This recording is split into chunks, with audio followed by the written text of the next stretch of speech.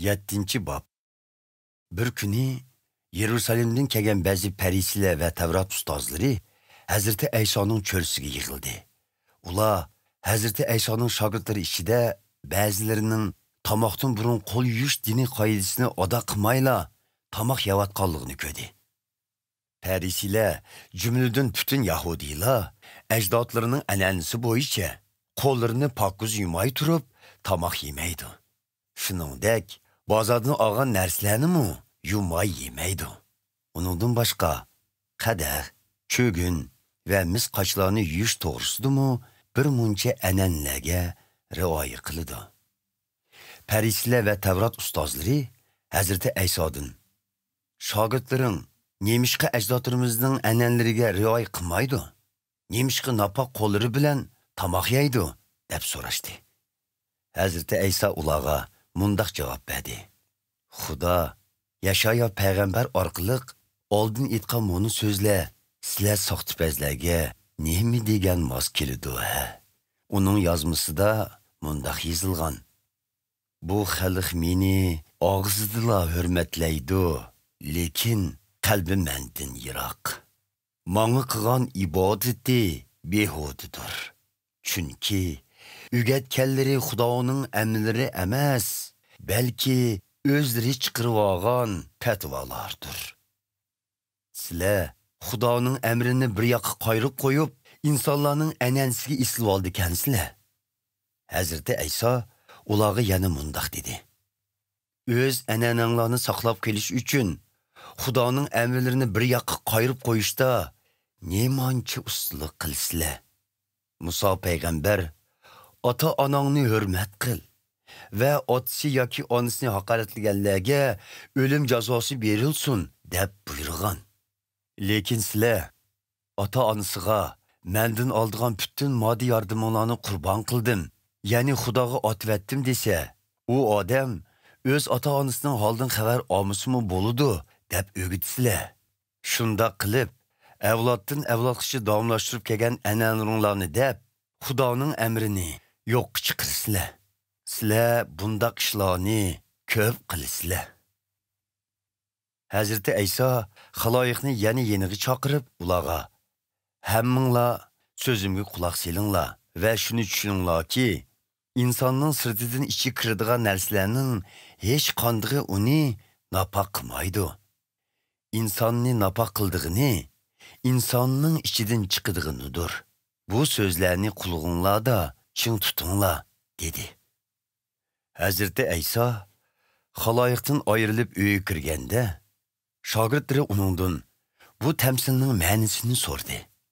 Hazrati Ayso ularga: "Sizlarmi texchi tushunmayotgamsizlar? Sirtdan insonning ichiga kiradigan har qanday narsaning uni napoq qilmaydiganligini tushunmamsizlar?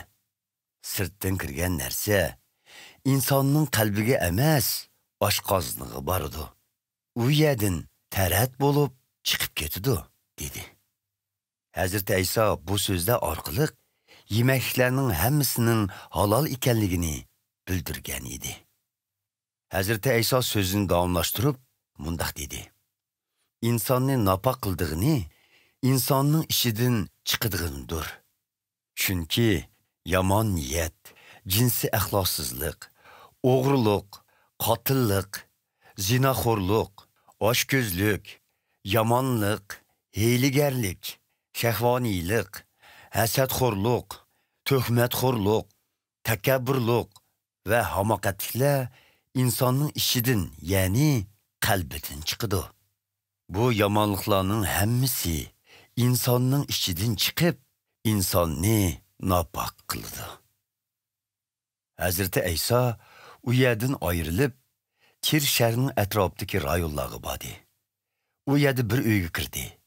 Aslida u buni hech kimning bilishini xohlamagan bo'lsa-mu, lekin yoshira olmadi. Jin takkan kichkina bir qizning onasi Hazrati Ayso to'g'risidagi xabarni anglagan hamon yetib kelib, Hazrati Aysoning oyog'iga yiqildi. Suriya o'lkasining Fanikiya degan yerda tug'ilgan Yahuda emas bu ayol Hazrati Aysodan qizidagi jinni haydab etishni o'tindi. Hazrati Ayso uningga: "Oldi bilan balla yeb to'ysun.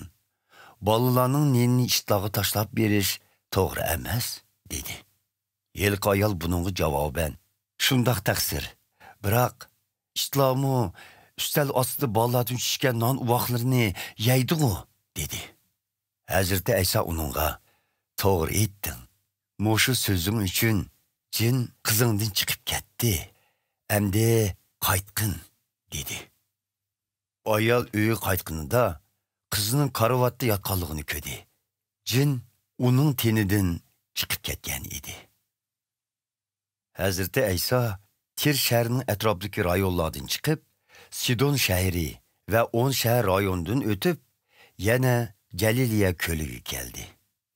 Kishilar uning oldiga gaz ham tili eg'i bir odamni elib kelib, uning uchisiga qo'lini tekkizib saqaytib qo'yishni talab qilishdi. Hazrati Ayso bu odamni xaloyiq ichidan bir chetga tortib, uning quloqlariga barmoqlarini tiqdi va barmog'iga tukirib, uning tiliga tekkizdi. Ondan osmonga qarab, cho'nqir tinib olgandan keyin u odamga "Affata, ichil", dedi. U odamning quloqlari shu an ichilib, tili zuvonga kelib, ravrus gap qilishga boshladi. Hazrati Ayso u yerdagilarga buni hech kimga tinmaslikni buyurdi. Lekin har qancha buyurgan bo'lsa-mu, kishilar bu xabarni shuncha keng yeyivetdi. Xaloyiq intayin hayronlik ichida qolgan edi. Ular u qilgan ishlarning hammasi yaxshi. Hatto Gastonning quloqlarini ichib, qochlarni zuvonga keltirdi, deyishdi.